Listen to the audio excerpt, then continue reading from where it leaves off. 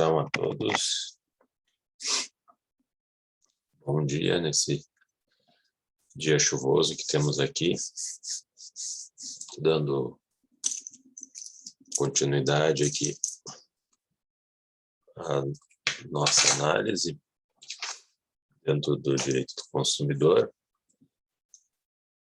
salientando, né, que nós já temos ali no Moodle as listas para as aulas presenciais, né, que nós vamos ter encontros aí durante esse semestre, já estão lá. Então, peço depois só para verificarem lá e quem tiver interesse, né, vão ser muito bem recebidos e lançar o nome lá nas listas, né, deixar marcado.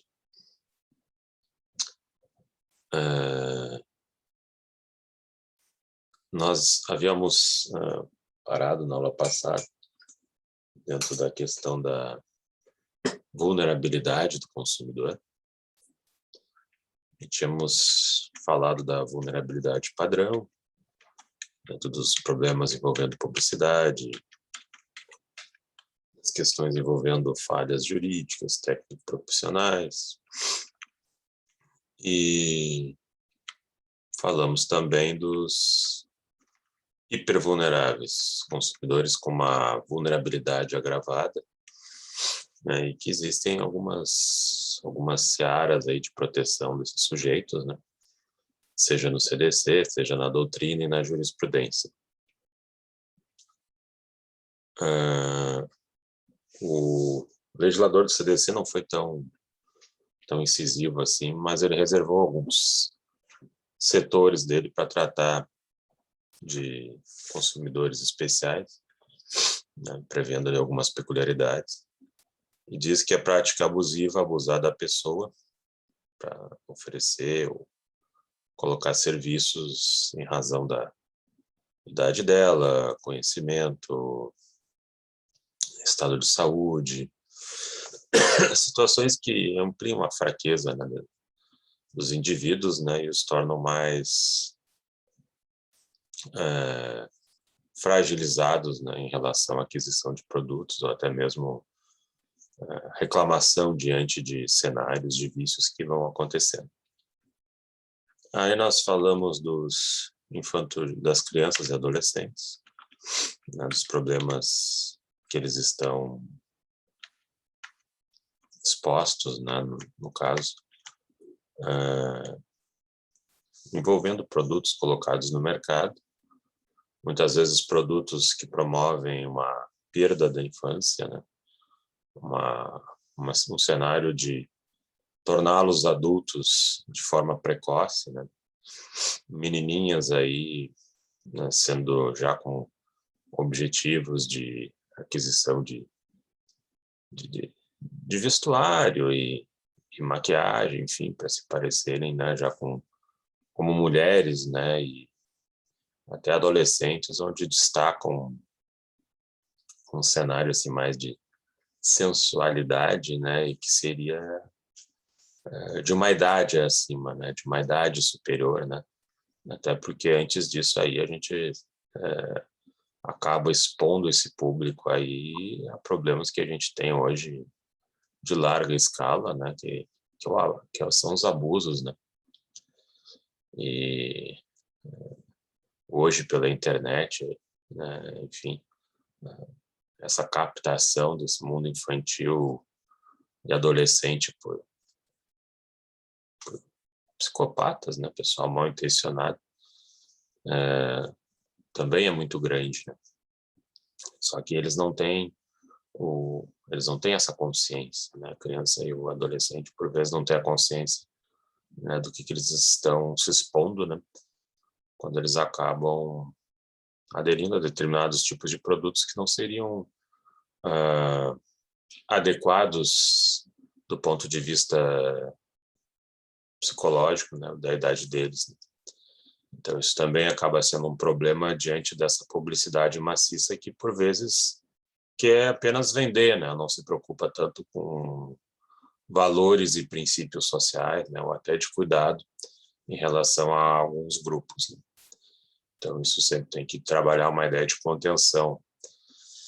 Na Europa ainda tem, né, algumas leis nacionais lá que afastavam, né, que proibiam que fosse feita publicidade para o público infantil 10 minutos antes ou depois de um determinado programa infantil. Aí, dependendo do país, né, criando, né, algumas contenções para esse tipo de comunicação, né?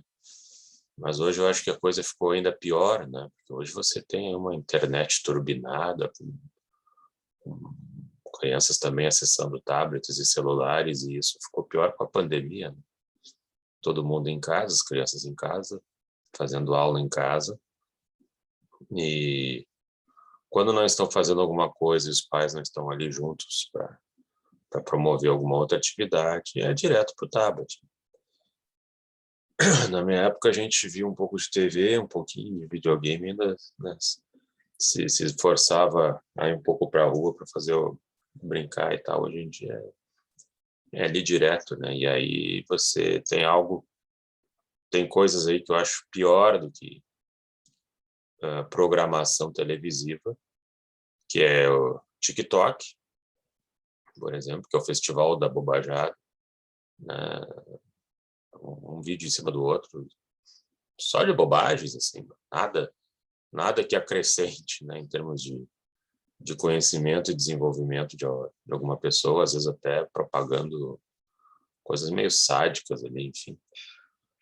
YouTube também, né, hoje eles já nem fazem só jogo de tablet, é assistir o comentarista do jogo, né? Então assim vai, né? São cenários aí de exposição e cada vez acho mais difícil de contenção, né? Então é um público que a gente chama de hipervulnerável, né?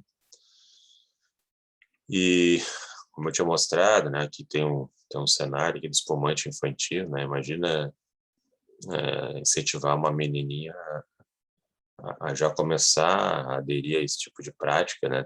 É um suco, né? Não tem álcool, mas tem o formato da garrafa. E champanhe é uma bebida alcoólica, né? Tem a mesma graduação alcoólica que um vinho, né?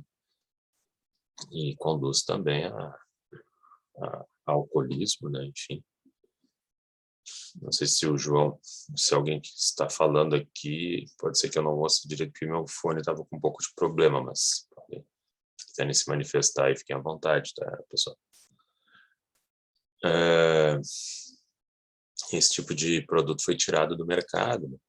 Tinha também a versão masculina, que aí eles, em vez de...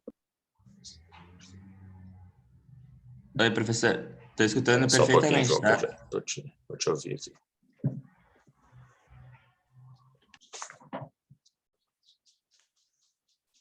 Tem que falar agora. Não, eu só ia falar que tá para ouvir perfeitamente, senhor. Não tem problema com o fone. Ah, tá, eu estou te ouvindo também. Estou conseguindo lhe escutar. Tinha a versão masculina desse champanhe aqui, que era os carros da Disney. Imagina, pior ainda, fazer uma criança já, né, se estimular o uso de uma bebida alcoólica e misturar bebida alcoólica com carros e direção, né? Imagina que ser humano que estão preparando, né? Então, algo totalmente desagradável, né? Já basta a falta de cuidado que nós adultos temos, né? O pessoal faz churrascos, reúne a família, ano novo, vão comemorar, né? E nessas datas mais festivas, o pessoal pisa no acelerador e vai tomando champanhe, vinho, cerveja e etc. E na frente da criançada, né? E tu tem que dizer, olha, né? Tem que criar aquele mundo. Ó. Não é bom, apesar de tu estar bebendo, não é bom, ou pelo menos não é bom para tua idade. Quando tu tiver idade, tu bebe, né? Ou tu analisa se é interessante. Né? Às vezes não é só o bebê, né? Aparecer num estado de embriaguez também perante as crianças, né? Talvez parecendo que isso seja uma normalidade, né? E não é, né? Então, também a gente não facilita muito, né, na ideia de uma educação melhor, por vezes, e aí vem a publicidade e toma conta, né? Vamos dizer assim, a publicidade não cria, né? Ela se aproveita dos espaços, né? Ela se aproveita dos vácuos. E que também, né, era o caso da publicidade da prática de venda casada, né, o McLanche Feliz. Hoje você pode, faz já algum tempo, a criança pode chegar lá e comprar o brinquedo isoladamente. Um brinquedinho vagabundo de plástico, né, em geral associado a algum filme que esteja em cartaz. O McDonald's deve comprar por 20 centavos de dólar. Só que na loja ali é mais da metade do preço do sanduíche do refrigerante. Aí você para pagar R$10 por um brinquedinho, então chama toda essa tralha aqui, né? O hambúrguer, batata frita e Coca-Cola. Nada que preste, né? Em termos de alimentação, nada que seja interessante, e ainda você pagando cheio de royalty, né? Cheio de... Você paga essa marca, né? Tudo que vem ali estruturado, você paga, né? Mas, enfim, né? É um cenário com o qual se convive. E aí tem também um outro contexto aqui, que é o dos consumidores doentes. Esses aqui começaram com a ideia da hipervulnerabilidade, começou por eles. Isso foi um acórdão lá do STJ, um acórdão bem interessante. Tem aqui o número dele no slide. Minha sugestão é vocês darem uma lida nisto. Nele, né, porque ele é bem didático, assim, o relator é o ministro Antônio Herman Benjamin, né, que é um baita de um jurista, né, e tem também grandes trabalhos na área do direito ambiental, e vale a pena realmente ler. E esse caso aqui que dá o start, assim, da expressão hipervulneráveis, né, ele envolvia o Ministério Público do Estado de Minas Gerais e fabricantes integrantes da indústria de alimentação desse mesmo estado.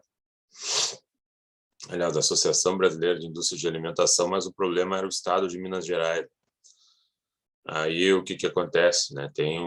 A gente sabe que tem aqueles no invólucro, né, de um produto, né, vem aquela frasezinha, né, ela contém glúten, porque a Anvisa também manda eles porem, né, tem uma resolução da Anvisa que diz lá, se tem glúten, tem que botar que tem glúten.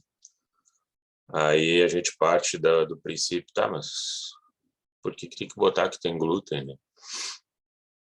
De forma destacada, sendo que tem outros componentes também nesse produto aí que não tem o mesmo respaldo, assim, porque o que existe no glúten, né? É que a ideia do glúten, entre outras coisas, é que ele está associado a uma patologia chamada de doença celíaca. Então, se o sujeito ele é um celíaco, ele come o glúten e passa mal, né? Em casos mais graves, pode até ser hospitalizado, ou é mais raro, né? Poderia até ir a óbito, né? Dependendo do nível de resistência que ele tem, né? E aí o que acontece? O PROCON de Minas Gerais, que é gerido pelo Ministério Público de Minas Gerais, mandou, né, um comunicado, né, para os fabricantes de alimentos, né, que utilizassem glúten, e dizendo, olha, vocês têm que botar uma frase ali no invólucro, que além daquela contém glúten, dizendo, não deve ser consumido por celíaco. A ideia é que os celíacos, a maioria não sabe que é celíaco, né? O sujeito continua comendo, ingerindo produtos variados, passa mal, vai no médico, faz exame aqui e ali, até que encontre um profissional que realmente se dê conta, isso aqui é doença celíaca. Então o cara, às vezes, ele sofre muito, né? Patina um pouco até conseguir achar o resultado, até saber que é celíaco. Então, para já ter abreviar um pouco essa ideia, o PROCON disse, olha, vamos fazer a turma botar essa frase lá no início, né? do invólucro, porque daí o sujeito já procura ali um médico, ao menos para saber se ele é celíaco ou não, né? Ao menos para descartar a presença da doença, né? Ou confirmar a presença dela e aí parar de comer esse produto. Então, assim, esse produto contém glúten. Dá uma esticada na frase, não deve ser consumido por celíaco. Não era algo muito difícil de se fazer, né? Mas as indústrias disseram, não vou fazer. A Anvisa é quem regula isso e que fiscaliza, ela disse só para botar que tem glúten e não fala nada mais, e eu não vou colocar. E aí o Procon de Minas Gerais começou a multar o pessoal, né? E aí foi acabar em juízo e chegou até o STJ. A frase deles ali, só esse alimento contém glúten, não deve ser consumido por paciente portador da doença celíaca. Aí chegou no STJ, o ministro Antônio Hermann Benjamin falou o seguinte: dever de informação é uma das coisas que mais está versada ao longo do CDC, né? Talvez seja o direito mais em evidência, né? Até porque o CDC está focado numa ideia de prevenção, né? Para depois sair para a ideia de reparação. Então, assim, a gente faz de tudo para que o dano seja prevenido. Para depois, se mesmo assim não foi suficiente, a gente fala em termos de reparação, punição. A gente vê ali, por exemplo, os artigos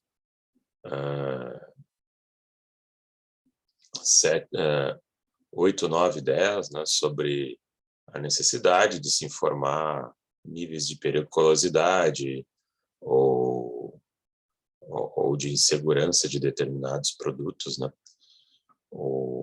Os riscos normais devem ser informados, dependendo do produto, se ele tem um nível de periculosidade maior, ele tem que ter um destaque ainda mais evidente, né? É o que diz ali, por exemplo, o artigo 9º do Código de Defesa do Consumidor, né? Você põe ali produtos de limpeza, né? Em geral tem ali uma plaquinha dizendo, olha, deve ser afastado do acesso a crianças, né? E com crianças pequenas a gente deixa esses produtos num espaço diferente, né? E mesmo assim, né, como esses graus de problemas que eles causam variados, né? Alguns têm um destaque maior do que outros, né? Você pega ali, por exemplo, um diabo verde, né? Um produto que tem ácido sulfúrico, né? Bom, só de tocar, só de entrar em contato com as mãos já promoveria uma queima, né? E se for ingerido, for bebido, então é morte, né? Não sobra muito, né? Então tem que ter esse cuidado, né? E aí vem aquela tarjeta. Tem outros produtos que a gente dispensa essa informação. Por quê? Porque eles são naturalmente perigosos, né? Você não põe assim numa faca uma plaquinha, instrumento corto contundente, né? Até porque essa é a função dele, né? Daqui a pouco é realmente ter uma ponta que faça uma diferença, né, em algumas coisas e também cortar, né? E então, que naturalmente esses equipamentos você também deixa afastado do acesso a crianças, né? E quando você vai manejar, maneja com cuidado, senão é um dedo que pode ser cortado ali, pode ter um acidente muito grave, inclusive, até com óbito, né? Pode acontecer algo ali muito marcante, né? Muito complicado. Então, tem coisas que naturalmente são perigosas e estão já num conteúdo de notoriedade, aí você não precisa fazer nada. Tem outras que você tem que realmente realçar, né? Atendendo ali o dever de informação dever de informação qualificado, que a gente poderia dizer, do artigo 9º do Código de Defesa do Consumidor.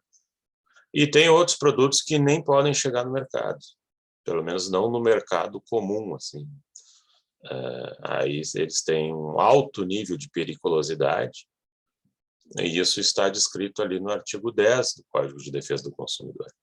Então, por exemplo, medicamentos, né? Medicamentos especiais ou que possam levar à dependência. A turma da tarja preta, né? Você não deixa numa farmácia, num balcão, em qualquer lugar, né? Até porque senão vai chegar um viciado lá, já no tipo de substância que contém esses produtos, né? Uma pessoa já está viciada em anfetamina, em alguma outra coisa, e vai pegar direto, né? Ou também o sujeito desconhece, né, toda a potencialidade do produto, acaba tomando por conta e quando vai ver está viciado também, né, em benzodiazepínicos e outras coisas aí. Então, só com receita especial, com o número do médico, CRM, a identificação do consumidor, tal, cada lote que sai tem que ter um destino certo justificado, né? Então, já é um outro nível de coisa. Ou, por exemplo, também produtos da indústria química, né? Com alto nível de periculosidade, você não vai vender no supermercado, né? Até porque eles têm que ser manejados por pessoal treinado, num outro tipo de ambiente, né? Então, tem coisas que você não pode botar no mercado, né? Às vezes o pessoal chega a comprar até estimulantes para cavalo para melhorar o desempenho na academia, né? Esteroides, né? De uso veterinário para uso humano. Isso é crime, né? Contra a saúde pública, né? E a tendência desse sujeito ir a óbito também é muito grande. Então, esse tipo de coisa não pode ser vendido assim, de qualquer maneira. E aí, o que acontece, então, nesse caso dos celíacos? O ministro Antônio Hermann Benjamin entendeu que estava correta a postura do PROCON de Minas Gerais, porque não se tratava só de um dever de informação, que é aquela frase padrão: este produto contém glúten. Isso serve para a grande massa saudável, vamos dizer assim. Mas e os não saudáveis, os doentes? A turma lá dos celíacos mesmo, como é que a gente faz? Em relação a esses, então, esse dever de informação tem que ser adaptado, né, a eles, e aí vai virar o quê, então? Vai virar um dever de advertência. E o dever de advertência não deve ser consumido por celíaco. Se o sujeito come e passa mal, então já é um primeiro aviso, né? Procure um médico para ver se você não é celíaco, né? Para ver se realmente você não tem problema, e aí você continua ou para de usar esse tipo de produto. Então, a adaptação para o hipervulnerável é transformar o dever de informação em advertência, né? Aquela questão do Rui Barbosa, né? Tratar os desiguais de forma desigual, né? Cada um com as suas peculiaridades. Ok aqui, gente? Se alguém tiver alguma dúvida, aí me pergunte. Consumidores portadores de deficiência física, né? Também existem aqui algumas particularidades, né? Algumas fragilidades e até algumas compensações, né? Hoje tem um mercado paralelo aí, muito forte da indústria automobilística envolvendo os PCDs, né? Os portadores de deficiência física que conseguem comprar carros aí com uma diferença, às vezes, de 40% do valor, porque aí cai o IPI, acho que cai ICMS, não sei. Caem alguns impostos, né? E tornam o veículo mais em conta, bem mais em conta, né? Até porque a pessoa, por ter deficiências físicas, né? Não é que ela não possa dirigir, até ela pode dirigir, sendo às vezes uma questão de um carro adaptado. Mas muitas vezes essas pessoas elas não estão no mercado de trabalho como as outras, né? Por conta das suas dificuldades ou até mesmo discriminação. Então a tendência é que elas não tenham também uma geração de recursos, talvez, como as pessoas não portadoras da deficiência, né? E muitas vezes por conta de discriminação. Então, aí, como é que a gente compensa, né? Como é que a gente garante a eles um direito fundamental, que é o acesso ao consumo? Então, você tem que adaptar ao caso deles, né? Às dificuldades deles, inclusive econômicas, né? Porque eles também têm gastos, né, no tratamento das respectivas patologias, né? Então, a gente faz essa adaptação aí, permitindo que veículos, né, possam ter um custo menor, né, e amplie o acesso a eles. Não precisa necessariamente ser um carro adaptado, né, porque às vezes não é nem o deficiente que vai dirigir, né, é alguém que vai dirigir por ele. E tem que ficar um certo tempo aí com esse carro, se não me engano. Uns 2 anos, eu acho, com o mesmo veículo. E aí você pode revender para outra pessoa que não teria uma deficiência, né, no caso. Né? Mas tem um período aí até para evitar, daqui a pouco evitar fraude também, né? Põe no nome de alguém ali, no fim, se alguém nem precisa do carro, é um familiar que usa, né? Aqui. O pessoal não é fácil, né, no Brasil, né? Onde acha um furo se atira, né? Então, mas a parte bonita, né, é que existe essa ideia, né? Só que é um mercado que tem sido exaltado, né? Às vezes, e aí acaba dando margem para outras coisas, né? Você vai lá numa propaganda de veículo lá da internet e tal, né? Aparece um carro lá por 70 mil. Mas então a Renault, a Peugeot estão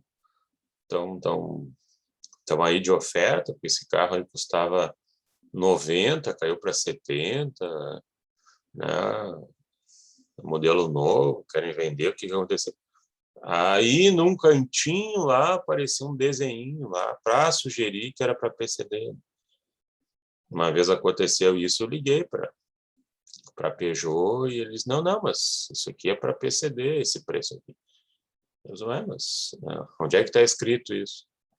Aí ele olhou a publicidade, aí ele viu que realmente era num cantinho lá, que tinha uma alusão que seria para isso. Aí ele mesmo concordou, eu acho que está errado, né? Eu acho que eles tinham que fazer uma referência maior, né? Até para não cair numa publicidade enganosa, né? E não atrair as pessoas deliberadamente, né? Eles, eu vou falar lá, enfim, vou ver. Mas aí já é o mau uso das coisas, né? Começa para o bem e vem alguém e usa para o mal. Né? Aqui nós temos 2 casos, tá? Também uns acordos aí que vale a pena aí vocês darem uma conferida. Um deles é o de um consumidor deficiente visual. Ele estava no shopping Guatemi de Caxias do Sul e entrou, né, com o cão guia dele. E o cão guia ele tem, né, uma performance assim bem ostensiva, né? Tu vê ali que é um cão guia, né, e tal. Ele é um cão treinado, um cão guia custa 10, 15 mil reais, às vezes até mais. E muitos até deficientes visuais nem têm dinheiro para isso. São associações que acabam bancando. E aí ele entrou no shopping, né, com o cão guia. E aí ele foi lá na praça de alimentação e lá não deixaram ele entrar, porque disseram que a vigilância sanitária não deixava e tal, que ele não podia entrar. Mas, bom, não é qualquer cachorro, né? Acho que a gente tem que ter um pouco de semancol, né? Quer dizer, se tem ali dito que não pode entrar animais, mas é um sujeito com deficiência visual com seu cão guia, esse você deixa entrar, né? E não é porque está entrando lá um labrador com uma pessoa cega que amanhã eu vou me dar o direito de entrar lá com o meu pug, meu pincher, que é pequenininho e tal, e tranquilo. Não, são níveis diferentes, né? E o próprio cão-guia do deficiente visual, ele tem treinamento até para fazer as coisas que ele precisa fazer, né? Em termos de necessidades básicas, né? Um cão-guia bem treinado, ele define se deficiente visual vai morrer ou vai viver ao atravessar uma rua, né? Ele pode ser a diferença entre a vida e a morte dessa pessoa. Então, é um outro padrão, né? E aí não dá para ficar equiparando. Mas, mesmo assim, negaram acesso a ele. Já é uma pessoa que tem aí uma cruz para carregar, né? Que não poder ver o mundo, né? Ele pode sentir o mundo, perceber muitas coisas, mas não ver, né? É realmente uma situação bem triste, né? Mas é a vida, né? Com as suas limitações. Para uns, infelizmente, ela é muito grande, e para outros, talvez nem tanto. Aí ele processou o shopping, né? Ganhou-lhe uma indenização de pouco mais de R$ 12.000 pela discriminação. Mas antes mesmo da condenação, o shopping tinha mudado lá o regulamento interno e, né, e disse, não, a gente permite, né, que entre cão-guia na parte da alimentação também, né?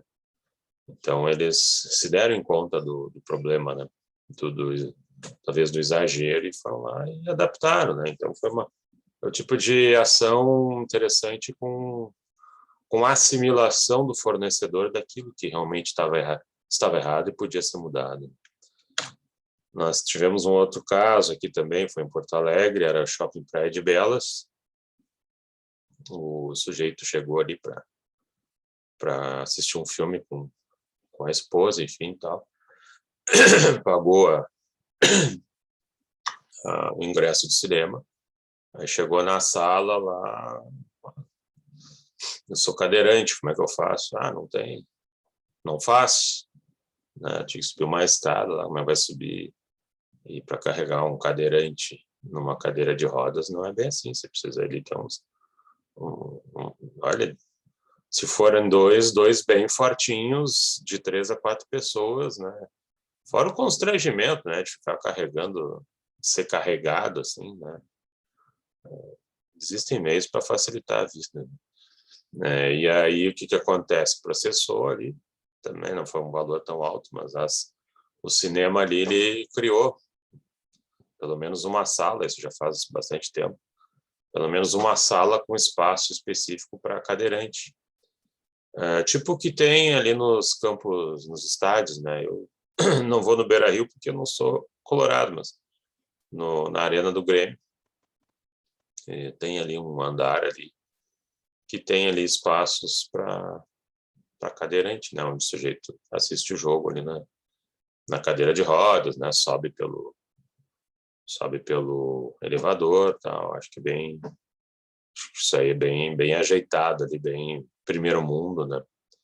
Então, é uma preocupação de inclusão, né? Para não achar que nós somos a exceção, né? Que os saudáveis são a exceção do bom e que o resto não precisa se fazer presente. É uma questão de solidariedade, que é um valor constitucional, né? Está lá no início da Constituição Federal, nos primeiros artigos e no preâmbulo, né? Sociedade justa, solidária, voltada à preocupação da proteção da dignidade da pessoa humana. Dignidade, proteção de dignidade, ela existe no tempo e no espaço. Dignidade a gente vê direto ou indiretamente sendo referida na Bíblia, né? Quer dizer, dentro de uma ideia de história que nos reporta, sei lá quantos séculos para trás. E ao longo da história humana também tem essas referências, né? Só que ela é variável, né? E no espaço, e na diferença de local, até a ideia de dignidade pode se transformar em discriminação, né?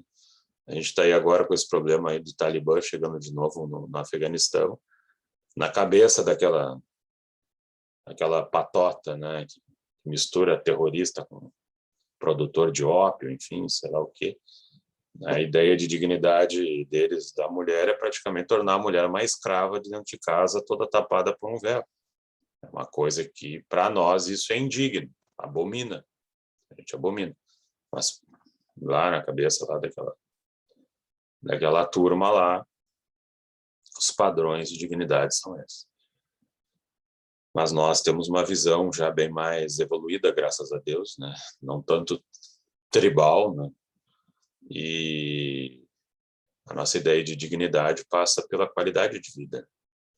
Não basta só proteger a vida, você tem que também fomentar espaços onde a pessoa tenha qualidade de vida. E uma das formas de se ter qualidade de vida, especialmente, né, num século XXI, num regime capitalista, é você poder ter acesso a bens e serviços de consumo. Não de forma desarrazoada, né, para acumular e tal, gastar dinheiro. Não, é aqueles patamares essenciais que te permitam ter uma fluência de uma vida, né? Como ser lembrado, por exemplo, que você tem uma deficiência, mas que você quer estar num restaurante, você quer estar num cinema, você quer acessar um ônibus para poder se deslocar, você quer andar numa calçada e essa calçada não ser esburacada, porque você tem uma visão limitada ou nem tem visão, né? Perdeu a visão. Então, são essas coisas, né? De pensar no outro, porque todos somos consumidores e a ideia é incluir, né? E não expulsar. Aqui também tivemos um caso, né? Tem a lei do passe livre, né? Que teria sido feita, teoricamente, para transporte terrestre, né? Mas, diante de uma falta de especificação tão grande, temos aqui até precedente do STF dizendo que isso é extensivo também ao transporte aéreo. Consumidores de baixa renda também é um outro público aí muito muito afetado, né, pela mídia e pelo marketing, né? Principalmente aí na lógica do assédio de consumo, né, ao crédito, né? Principalmente agora, né, as pessoas perderam o emprego ou tiveram uma redução de renda muito grande, né? E essa ideia de recorrer às linhas de créditos mais variadas acaba se incrementando, né? O brabo depois é pagar essa conta, né? Porque ela vem com juros e correção, né? E aí você não paga, você pode sofrer uma ação de cobrança, execução, seu nome vai para o Serasa, você fica marcado no credit score, com um histórico ruim de não pagamento, né? E então, se já era um problema essa ideia de financiarização da pobreza, né? Porque você não dá um salário mais digno, você não cria condições de um mercado com preços acessíveis, né? Joga as pessoas para buscar recursos junto a instituições financeiras, quando era o Estado que devia prover uma boa parte dessas demandas, né? E aí você acaba, então, né, o que se diz, financiando a pobreza, né? E jogando as pessoas nessa espiral de tomada de crédito. Nós temos aí, vamos falar também ao longo do semestre, a nova lei 14.181, que é a lei do superendividamento, com regras bem presentes, assim, focadas na prevenção, né? Na prevenção do superendividamento, exigindo deveres aí das instituições financeiras acerca da limitação de cobrança de juros, né? Ou de oferta de crédito, que vão acabar onerando muito o consumidor. E não só também a ideia de revisar um contrato, tentar reduzir, mas principalmente evitar que este problema financeiro ocorra por conta desse assédio de consumo, né?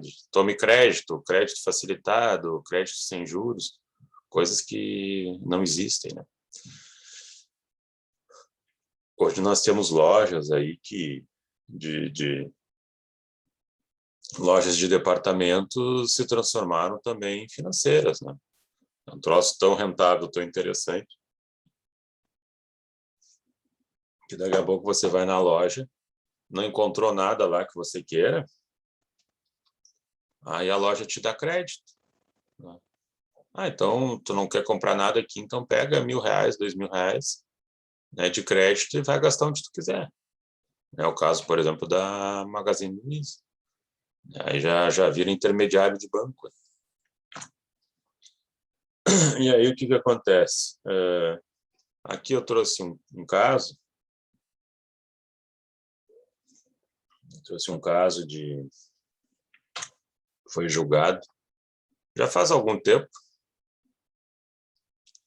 por um magistrado que hoje seria desembargador no TJRS, né, se ele ainda não se aposentou, e que envolvia a ação de cobrança do Banrisul contra uma cliente, né, sentença de 2011, e lá no Foro da Tristeza, essas ações de cobrança do Banrisul, ele estava aniquilando tudo, né, estava julgando tudo improcedente,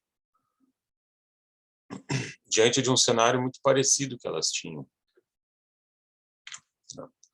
Aqui ele estava questionando o seguinte, né, era uma pessoa que ganhava R$ 1.500 de salário e o banco deu R$ 3.000 para ela no cheque especial. A cheque especial é uma das piores linhas de crédito que tem. Ele pode chegar aí a 200%, 300% ao ano. Então, você toma ali R$ 3.000 em março.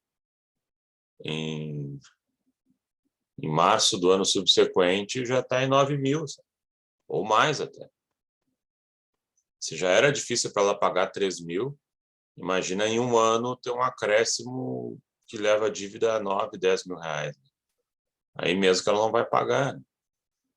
E se ela já recebe R$ 1.500, né, supondo que ela tem uma família, né, enfim, não dá nem para tirar R$ 50 daqui para ela pagar um empréstimo, né? Porque todo o valor que ela tem é consumido por alimentação, por vestimenta, por aluguel, né? Tudo aquilo que é necessário para a vida moderna, né? Ainda que ela o faça né, com o menor gasto possível, né? Esse tipo de situação que ela vai levar à frente vai virar um castigo, vai consumir um pouco dos recursos que ela tem de subsistência. E aí ele diz que o banco faz propagandas, né, exageradas, dizendo que contratar é entrar no paraíso do consumo, né, que crédito é bom, que a pessoa realiza seus sonhos, né? Realiza um sonho muito rápido que depois vira pesadelo. E aí ele disse, olha, aqui tem um cenário de crédito irresponsável, porque o banco não quis nem saber em avaliar as condições de pagamento da contratante, né? Ele simplesmente concedeu, simplesmente liberou, sem se preocupar se esse pagamento ia ser feito por ela, sem ela perder a dignidade, vamos dizer assim. Ou daqui a pouco ela vai pagar aqui esse valor aqui no mínimo. Isso é uma dívida aí que vai ser empurrada para 8 anos, com certeza, até ela conseguir sanar tudo, se conseguir, né? E aí, no caso, houve uma inadimplência, não era crédito consignado. Obviamente, ela não conseguiu pagar. Aí o sujeito paga, não vê amortizar a dívida. E aí, essa inadimplência dela, o magistrado entendeu como culpa do banco, que também não exigiu garantias nenhuma dela, né, sobre a possibilidade de ela pagar, não foi averiguar, né, como é que eram os rendimentos dela e residência. Simplesmente jogou lá como uma fatia disponível. E aí ele disse, olha, no mínimo culpem elegendo na má escolha de um mutuário, de um tomador de crédito, né, sem analisar a capacidade financeira dele de cumprir o acordo. Então, aí ele jogou improcedente e declarou indevida a dívida, declarou inexigível. Aí, claro, o banco recorreu, aí lá em cima caçaram e tal. Depois eu não vi qual foi a história. É um posicionamento dele de vanguarda, muito interessante, mas aqueles com uma visão fincada numa tradição sem muita justificativa vão optar, né, por essa linha que acaba privilegiando o credor, né, de forma demasiada, ao contrário do tomador de crédito. Aqui nós temos uma outra questão também, ó.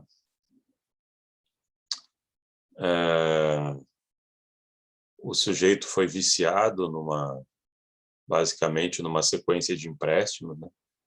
Isso eu tenho visto muito, né? E outra categoria que eu acho que sofre nisso é de servidor público. Servidor público, para um contexto de pandemia, né? É um setor que acabou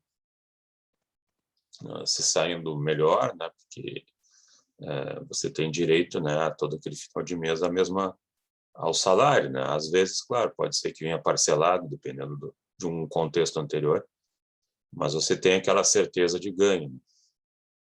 Só que, justamente por ter esse salário certo no final do mês, né, eu creio que também é uma categoria que acaba sendo muito assediada pelo crédito consignado, né? Até porque os créditos consignados eles têm uma margem de juros bem menor. Você pega um cheque especial, é 300% ao ano. Você pega um crédito consignado, às vezes é 1% ao mês, 2% ao mês, né? Chega ali 30% ao ano, quando muito. E aí a pessoa acha que é barbada, né? Isso é uma taxa de juros baixa e daqui a pouco pega um valor também para coisas mais efêmeras, né? Vai fazer uma viagem, comprar uma TV LCD nova e tal.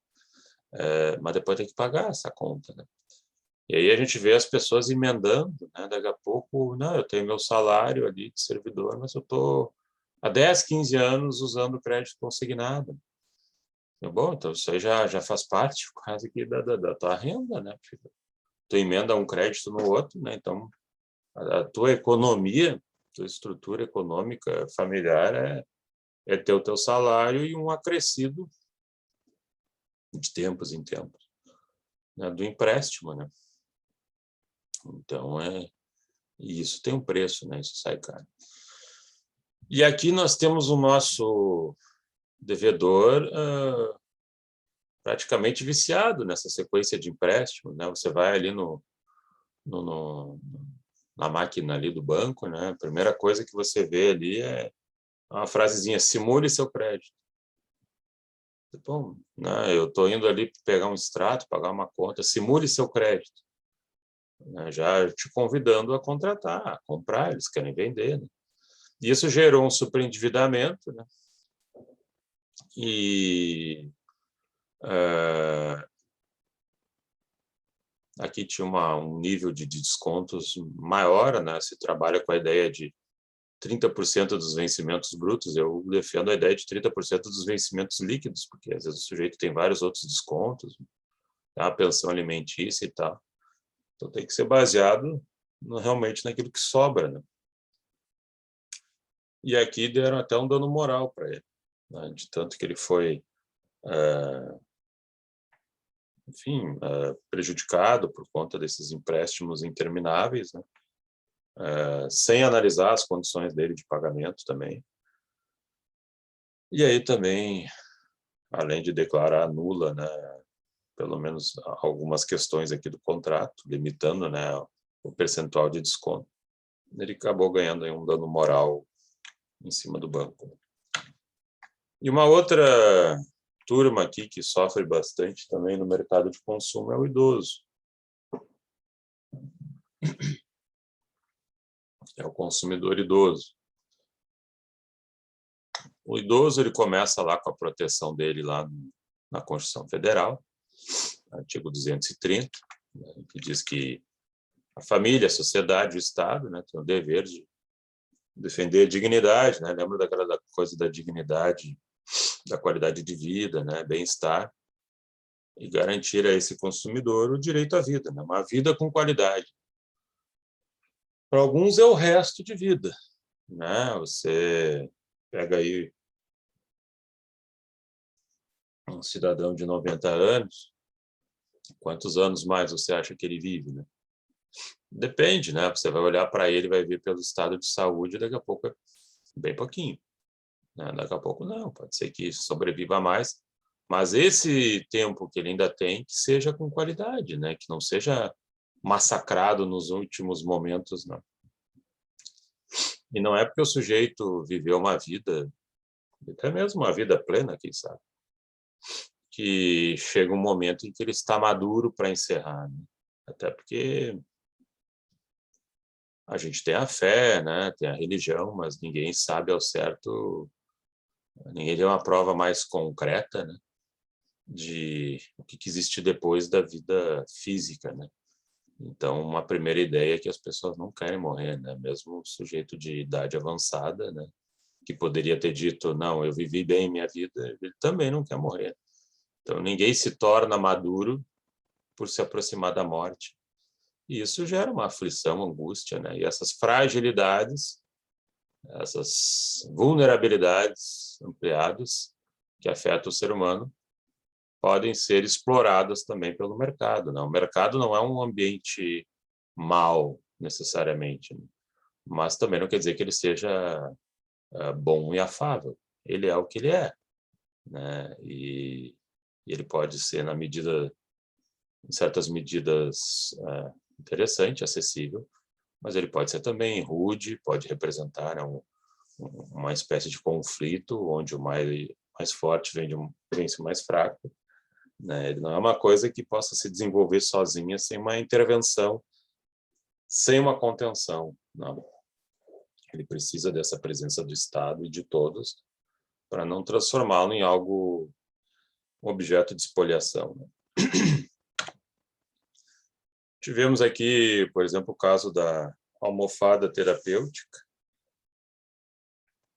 Os sujeitos eles conseguiram, junto ao INSS, permitir então que as pessoas comprassem uma almofada terapêutica que variava de R$ 600 a R$ 1.500. Imagina pagar R$ 1.500 parcelados no crédito consignado, junto com descontos no benefício de aposentadoria de idosos do INSS. Me admira que o INSS não pediu nenhuma comprovação de nada. Chegou a empresa lá e disse, olha, eu quero vender e não quero usar o INSS para isso. A aposentadoria deles, aí eu preciso da autorização, né? E aí, uma vez que o cliente faça o contrato, começa a se descontar automaticamente do benefício de aposentadoria dele. Imagina que era uma almofada que curaria reumatismo e artrite, né? Duas doenças crônicas, fortes, intensas, degenerativas, né? Que implicam o uso aí de medicamentos fortes e esses medicamentos acabam gerando outros problemas, porque afeta lá os rins, fígado, etc. Já tem que tomar um remédio para isso também. Fora a dor, né? Quem tem reumatismo e artrite aí mais avançado, daqui a pouco nem se mexer consegue, a pessoa fica inchada, perde os movimentos, né? Perde muito da vida que ela tinha de sair, se mexer. Então, acaba se tornando dependente de outros para fazer coisas básicas, como, né, se alimentar, trocar de roupa, tomar banho, né? Então, realmente, digamos assim, você chega num ponto que pode perder bastante a sua ideia de dignidade, né? Porque a vida fica muito limitada, né? E aí, daqui a pouco, vem lá um malandro estelionatário com a lábia dele, né, com o assédio dele, dizendo, não, eu tenho cura para isso.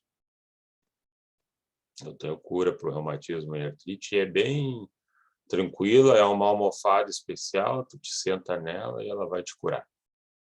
E aí as pessoas, né, acabaram caindo no golpe, né, os mais desesperados, com dores e tal, fazer o quê, né, esses aí aceitaram.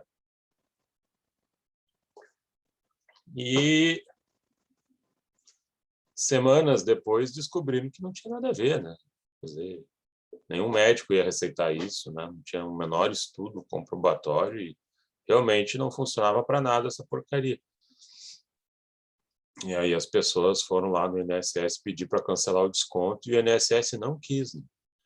Aí até o MP do RS entrou com uma ação civil pública obrigando o INSS a parar com desconto e remeter essa verba lá para a quadrilha de picaretas, né? Que aí não foram achados, né? O picareta ele não fica muito tempo, né? Ele não tem a sede dele lá, onde ele está bonitinho, esperando a polícia chegar lá para prender ele. Ele dá o golpe e se manda. Só que a questão aqui é que eles sabiam quem chegar, né? Ele não saía deliberadamente batendo em porta para saber, você é pensionista de INSS? Você tem reumatismo e artrite? Então vou te oferecer aqui uma almofada, né? Quer dizer, tu teria que fazer 1000 visitas por dia para tentar achar 10, 20 sujeitos com isso aí, olha lá. Então eles já sabiam em quem chegar, já sabiam para quem oferecer. E a pergunta é, como é que eles sabiam disso? Até porque aqui tem informação médica, né? Que é sigilosa, mas essas informações o INSS tinha. Né? Então, quer dizer, isso aqui só foi possível porque o INSS vazou. Alguém lá de dentro vazou, porque senão o golpe não teria funcionado. Então, o INSS tinha que responder por isso. Pelo dano moral dessas pessoas, que muitos até deixaram de tomar remédio para ir direto para a almofada, e a coisa ficou pior ainda. E pelo valor, né? A vida deles já é muito limitada em termos de ganhos, valores que são usados para medicamentos e outras coisas, ainda perdendo para comprar esse lixo aí, que era a almofada terapêutica. Tem um outro caso aqui, tá, do Tribunal da 4ª Região, também envolvendo idoso, em que as pessoas iam na Caixa, lá no Paraná, e aí a Caixa botou lá os funcionários estagiários lá nos totens de atendimento para oferecer para o pessoal fazer crédito consignado no cartão de crédito. O pessoal nem ia lá para tomar crédito, né? Já começou por aí, né? Ia lá para pagar conta, retirar benefício e tal, FGTS. Não, pega aqui um crédito no cartão de crédito. Eles chegavam, abordavam quem era pensionista, né, do INSS, idoso e já tinha uma operação de crédito consignado. O crédito consignado é ali 2%, 2 ponto alguma coisa ao mês. Num rol aí de cenários, ele é um dos créditos mais baratos que tem, apesar de ter uma significação, né? 30% ao ano torna a dívida cara. E aí, o que ocorre?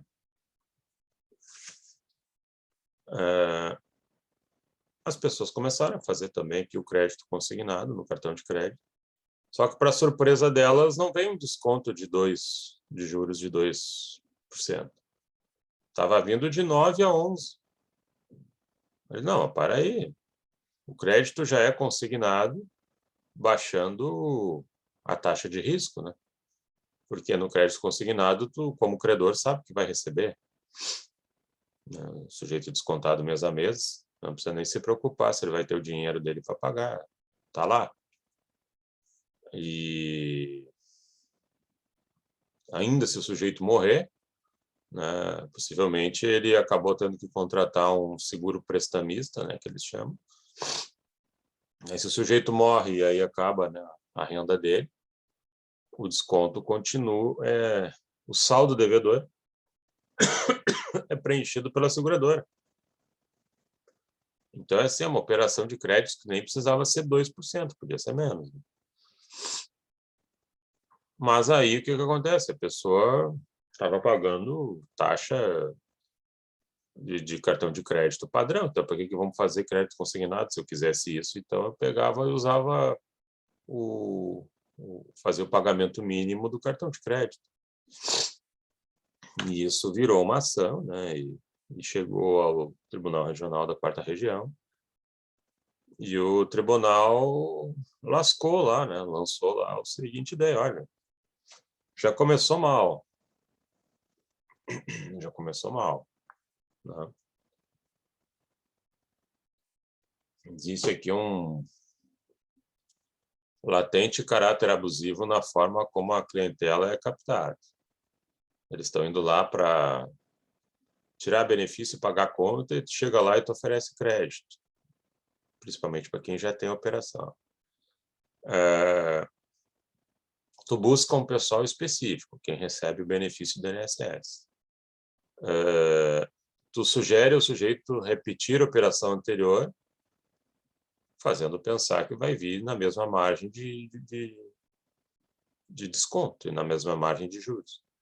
E, na prática, nada disso acontece, aí eles põem lá abuso de confiança, né? Então, eles pegaram essas operações de cartão de crédito e fizeram elas tramitar na mesma linha da taxa de juros do crédito consignado normal, quer dizer, caindo de 11% para 2%, o que deixou o banco maluco, né? Porque, enfim, a expectativa de lucro dele foi por espaço. Mas bem feito. O pior de tudo é que a Caixa Econômica Federal, né? Um banco estatal que tinha que dar exemplo e está fazendo um jogo ruim aí.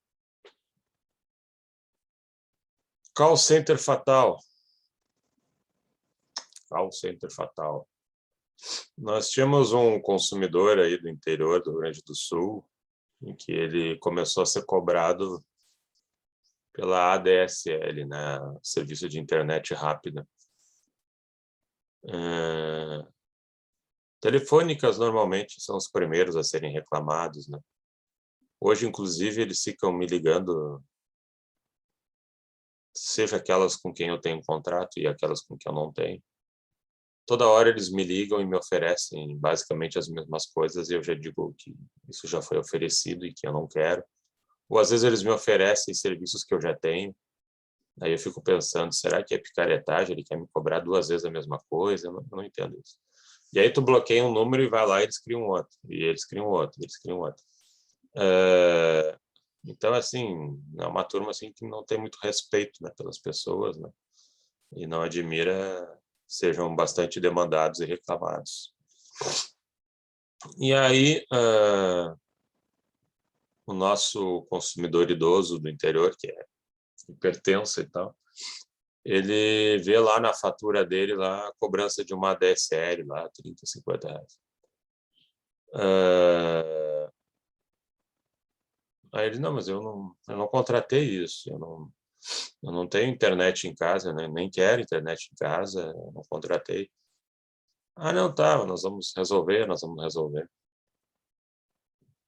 Fica um ano, né, nesse cenário, e ele pagando, né, e eles também não restituindo nada. Até que, numa dessas ligações, ele já bastante revoltado, falando ali com a atendente, sofre um ataque cardíaco e morre. Qual é o nexo causal entre essa atitude da empresa com ataque cardíaco? Será que tem um nexo causal direto? Não sei se tem direto, mas que tem ali uma contribuição forte, né, para esse desgaste emocional da pessoa, tem. Né? E aí a esposa entrou em juízo e ganhou lá o teto do juizado especial civil, que era pequeno, né, era baixo na época, né? Uns 20 e poucos mil reais. Mas é aquela coisa, né? Se tivesse que entrar na comum, daqui a pouco o tempo passava e ela, pela idade, nem seria alcançada pelo valor indenizatório. Acabaria ficando aí para os descendentes, né? Para os herdeiros, né? Então, pelo menos ela ganhou pouco, mas ganhou em vida pela total falta de respeito, né? Da empresa com o marido dela, a pessoa doente, idosa, enfim, né? Atropelaram os valores todos. Né?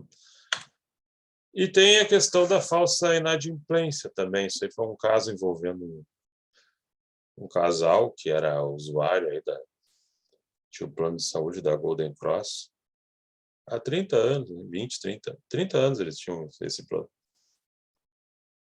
E lá pelas tantas, eles começaram a receber um boleto de pagamento com valor só de um deles. E aí eles foram ligar, né? Olha, o que aconteceu, né? Que tem só o valor de um, né? Não dos dois, tal.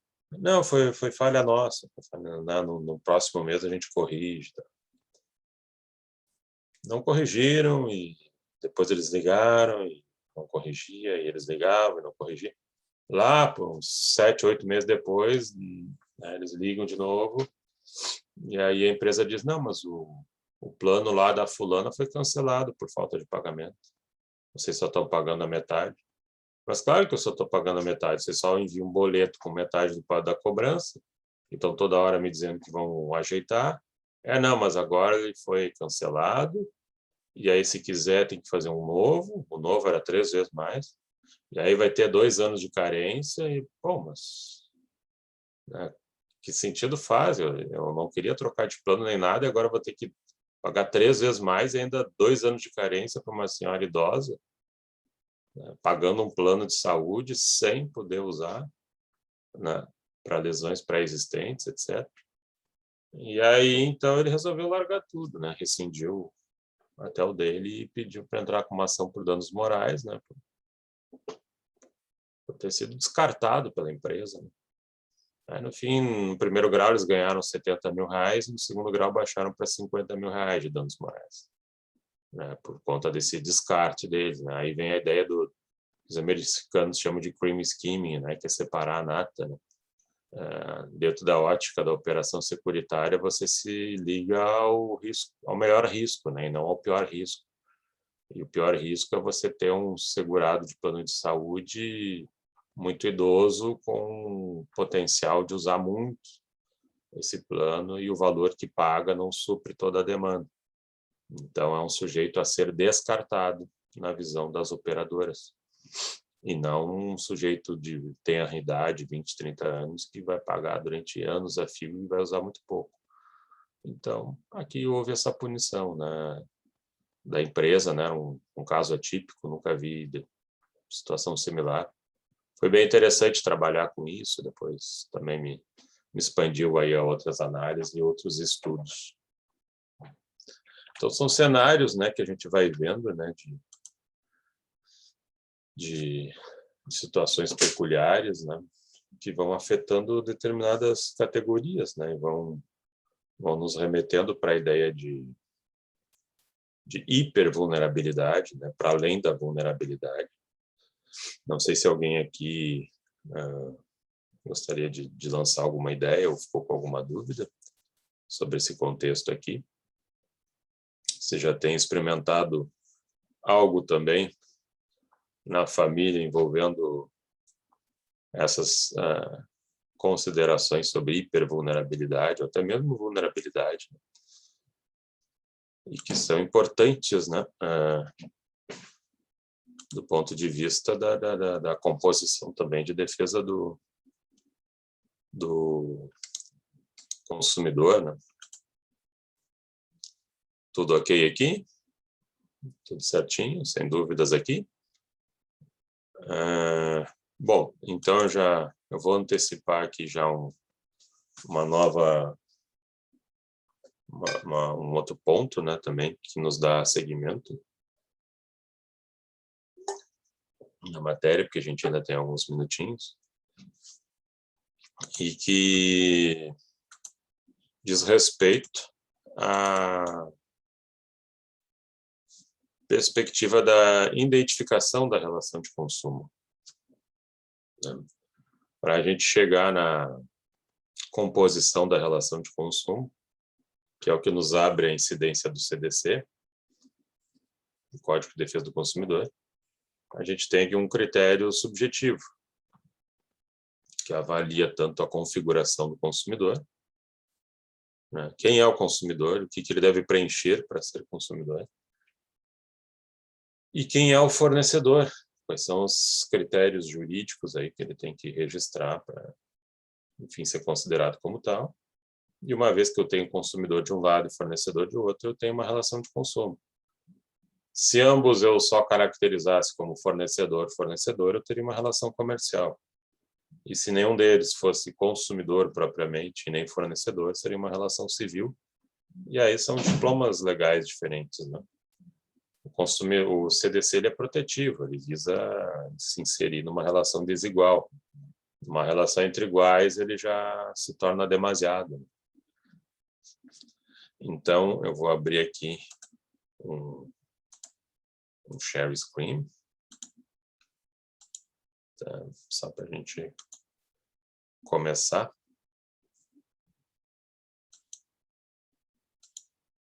Vou falar um pouco sobre isso.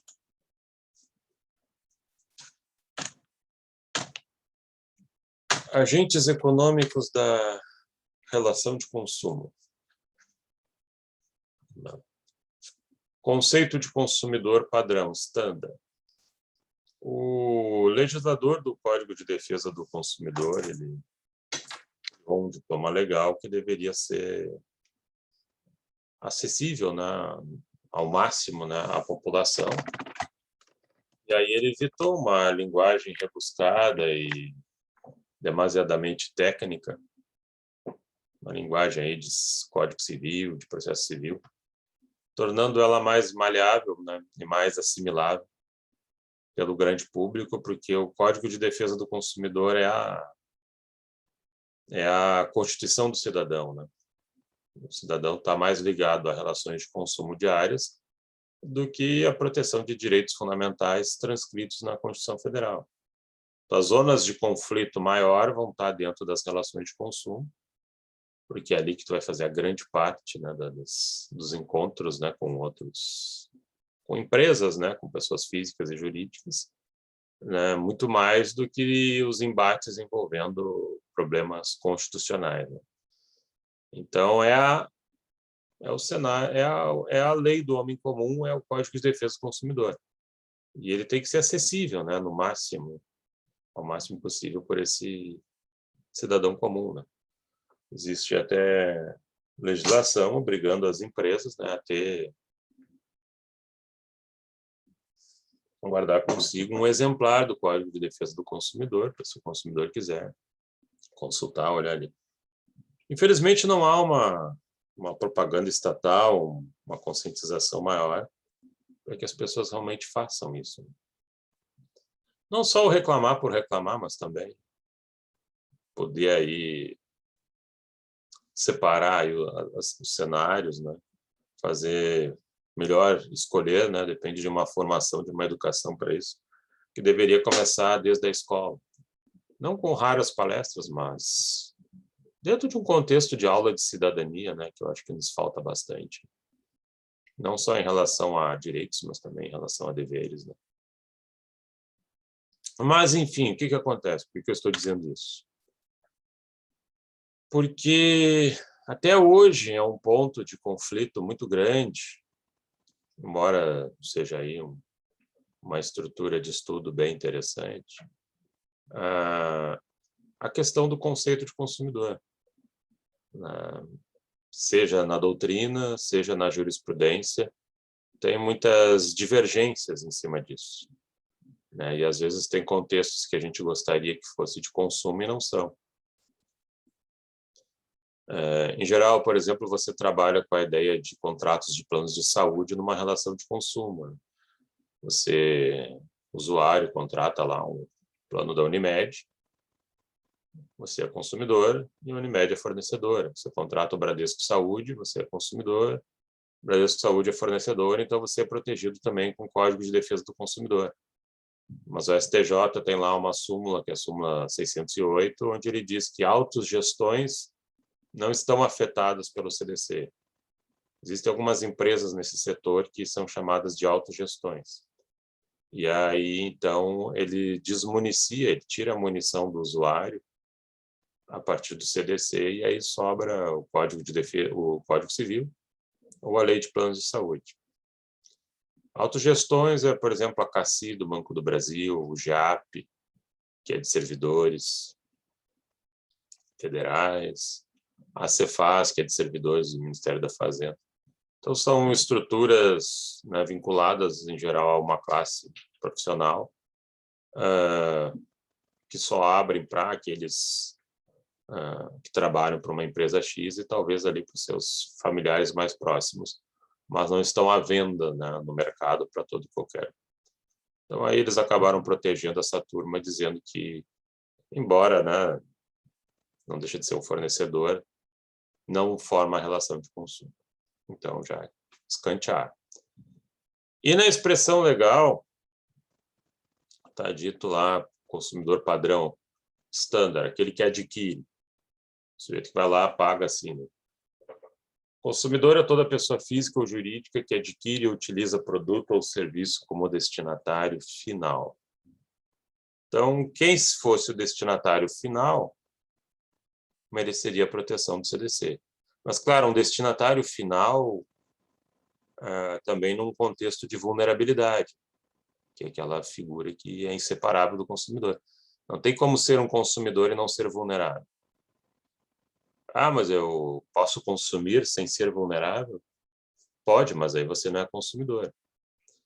Embora aqui se fale que pessoa jurídica também é consumidor, no Brasil, diferente de outros países, hein? E aí ela pode usar o CDC, por uma linha aqui de interpretação, a gente vai ver que a pessoa jurídica tem que provar a sua vulnerabilidade. Ela não larga com a presunção da vulnerabilidade, ela tem que provar isso, né? Porque se ela não provar a vulnerabilidade, vulnerável não é e consumidor ela não é. E aí ela não vai poder usar o CDC. E essa expressão destinatário final ficou muito aberta, muito ampla. E aí a gente começou a se indagar, tá, mas o que é esse destinatário final? Se eu compro, mas e se eu revendo? Se eu compro e revendo, eu não sou destinatário final. Mas se eu compro alguma coisa e acoplo em outra, eu sou destinatário final ou não? Quer dizer, e se eu consumo ela, aí eu sou destinatário final, quer dizer, se eu esgoto ela economicamente. Então, ficou muito em aberto isso, e esse é o ponto gerador de confusão, né? Afinal, como é que a gente vai definir o que é o destinatário final? Aí, o que acontece? Aí vem teorias que trabalham sobre isso, a teoria finalista tradicional, a teoria maximalista, a teoria finalista branda, que ocorrem tanto na doutrina quanto na jurisprudência, em especial a jurisprudência do STJ, para definir se aquele caso que está sendo analisado ali é uma relação de consumo ou não. Então, os adeptos da teoria tradicional são mais restritivos em abrir o CDC para pessoas jurídicas. A turma da teoria finalista branda já tem mais essa visão diferente, vamos abrir um pouquinho. E a maximalista, vamos abrir tudo. Então, passa por esse crivo aí para ver, né, conforme a teoria, o que é preciso ter para ser consumidor e ter a proteção do CDC. Para ele não virar também um conceito assim, um básico sem sentido que a todos é aplicado, mas não traz um efeito prático para quem precisa. CDC para quem precisa, né, e não para quem pode e sabe se defender ao natural em face do seu tamanho, da sua capacidade. Mais ou menos é isso, né? Mas essas teorias nós vamos destrinchar, nós vamos falar delas na aula que vem, na semana que vem. Aí a gente vai conversar mais pontualmente sobre elas, né? Falar de algumas decisões e expandir a análise do conceito de consumidor e do fornecedor e da própria relação de consumo, né? E aí vamos dando seguimento aí às nossas aulas. Alguém ficou com dúvida aqui, gente? Alguém tem dúvida?